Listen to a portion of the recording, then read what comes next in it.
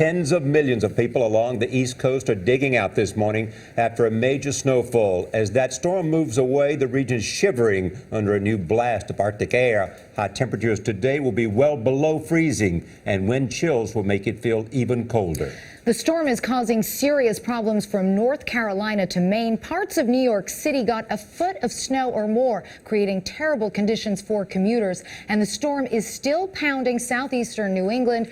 Parts of eastern Massachusetts are seeing blizzard conditions.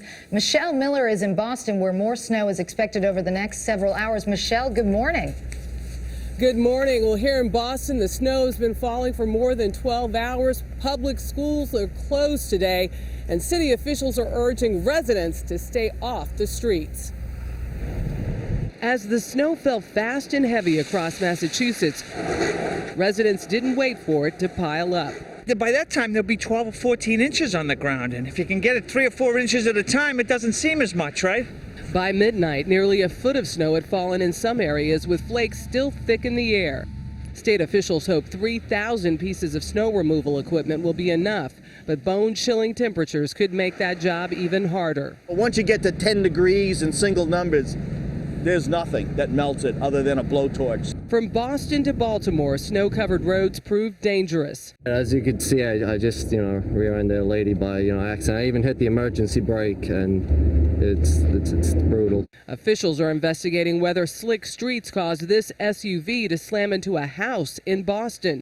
In New Jersey, 3 people were injured when a charter bus tipped over a guardrail and slid down an embankment. New York also took a pounding, catching a few people off guard. I'm freezing. My legs are freezing, but I'm going to try to stay warm. As the wind and snow picked up, some local highways became so snarled with traffic, it took drivers hours just to get home. It's actually really, really bad because my wipers froze over, so I have to look through this tiny little peephole where I can see clear. The nasty weather is all part of the same system that brought the nation's capital to a halt on Tuesday and forced Philadelphia's mayor to order a snow emergency.